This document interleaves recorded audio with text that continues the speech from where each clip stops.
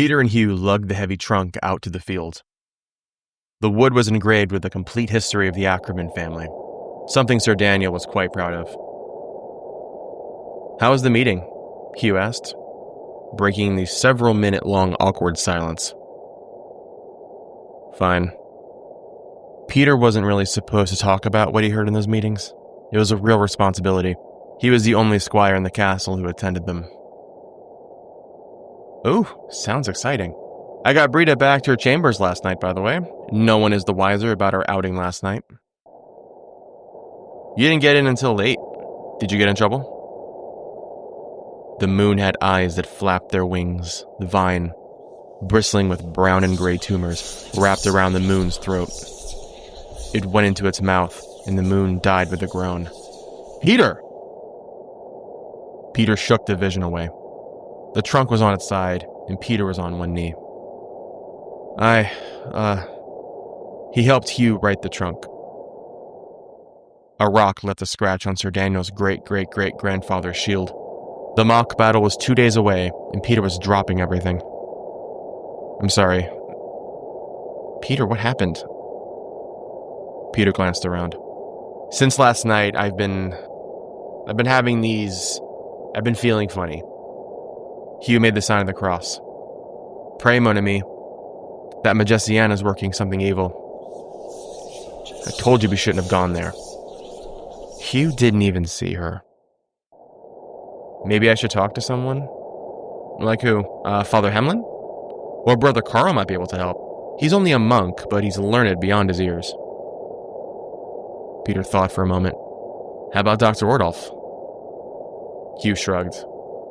"She's studied well, used to work for the Emperor in Vienna. She's let me read some of the books in her library. Some are written in French." "Ask the doctor what?" Sir Daniel asked. He thumped Hugh on the back. Peter gulped. "I've been having, odd dreams, sir." "If you're having dreams, it means you're not sleeping deep enough. I think I ought to work you more." "Har!" "Doctor's an odd duck, Peter. I'd go to one of the priests if it were me. I've seen some odd things about her, lad. Come on, get this trunk in my tent before I hide you. I have to teach you how to fight around trees." "Har!"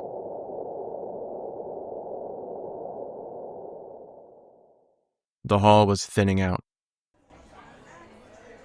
Peter had his head in his arms on the table. "Ah, the noble warrior returning from battle." Peter turned up to see the dragon staring down at him. She dropped a bowl of hot beef stew and tossed a hunk of bread at his head. He was too tired to dodge it. Not in the mood, dragon. I was learning how to slay your kind." He had bruises where he shouldn't. He dropped his shield because of a damned vision. And another vision was bubbling up, and his sword slipped. He looked like he had never fought before. He heard the bench across from him creak as she sat down. "Better eat up, Sir Peter. You'll need your strength for the next thrashing." "I'm not a knight yet, but when I am, I'll banish you to a deep, dark dungeon." She thwacked the back of his head with a spoon.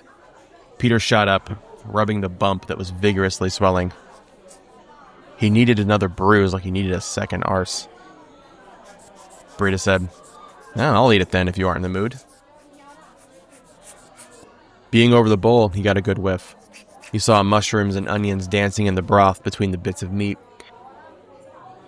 Maybe he was in the mood now. He snatched the spoon from the dragon and started scarfing the soup down like it was the first food he'd ever eaten. "Oh my God, Brida, this is the best thing you've ever made." She laid her chin on her hand and watched him devour her hard-made stew. "Still want to throw me in a dungeon when you're a knight?" Peter swallowed and prepared to grab another spoonful. "Yeah, it's just your dungeon will have a kitchen." She ran a wet thumb over his cheek. He reeled away as if she was slashing with a sword. "Could you be more filthy? I'm going to have these benches cleaned when you leave." She glanced around. "Did you get into any trouble last night for staying out late?" Peter answered between mouthfuls. "No. Everyone was too tired to whoop me." "Did you?" "Did I what?" Hugh fell into the bench next to Peter.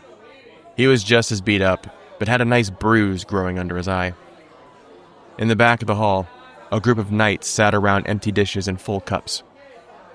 Sir Leo jabbed playfully at Sir Elroy and the Swiss mercenary, Lieutenant Bonnie. Sir Elroy smiled at Peter and waved. Peter smiled and waved back. Elroy once showed him how to fall in plate armor correctly without hurting his shoulders.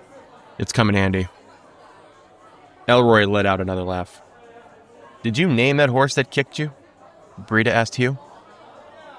Hugh rubbed his purple, swelling eye, and his face flushed red. "I'm thinking Ed and Bernie. It seems bruising me is becoming a popular sport. And unfortunately, combat isn't my specialty," he said as he glanced at the table. "Oof, no kidding," Peter mumbled. "Yeah, but I'd probably take half the castle in a spelling contest, however, by the looks of you," Peter said with a cold voice. "Spelling never won a battle, I don't think."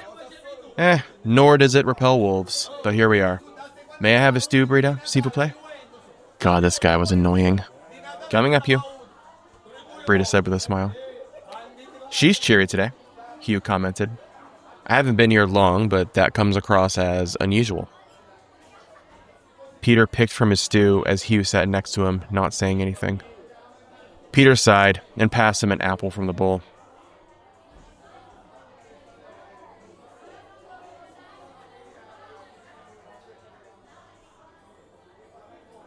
"Thank you. Did you see Doctor Ordulf?" "I tried. But I ran into Sir Daniel on the way up and he scolded me. He really doesn't want me to go see her, but I don't know who else to turn to." "Well, I looked through a book while we were on break, about flowers and things in the forest," Hugh said. "I didn't really see anything about the effects you were having." "Why would you need to look that stuff up?" Brida asked, a bowl in her hand. Peter answered, "I've been off since last night in the woods. Dreams and seeing things. Now I'm dropping everything and falling over. I'll never be able to fight in that mock battle. My father will be embarrassed. I'll be embarrassed. Count Willem." "Seeing things?" Hugh hissed. "You didn't mention that." "No, I didn't," he replied curtly. Peter told Brida the short version. Brida shrugged. "Gabriel told me some knights were meeting with some soldiers today. Would Sir Daniel be busy?" Hugh shrugged and took a bite of stew. "It's true. Sir Daniel will be meeting with the field marshals in his chambers. I can go distract him for you, to make sure you can get to Doctor Ordulf." Peter straightened up. "You sure?" Hugh nodded and went to his soup. "I wouldn't want you to be embarrassed." It was more than that. The Ravenschild name would be tarnished in the eyes of the prince, maybe even Count Willem. Peter watched him around the corner. Hugh gave the signal. Sir Daniel was in his meeting, but the door was wide open. "We're in a meeting, Hugh." "I know, sir. I was wondering if you could tell me about any legends from this region. I've heard stories of warriors, but I can't place the names. I think it would be impressive to the prince if a French squire was knowledgeable of German heroes and stories." Sir Daniel and his company roared with laughter. "Get in here, lad. Sir Reinhard, tell him about the legend of Siegfried and the dragon." "No, Sir Elroy, you can do it with that northern accent." "Har!" Hugh let the door close behind him, and Peter slipped by. Ordulf was directly across.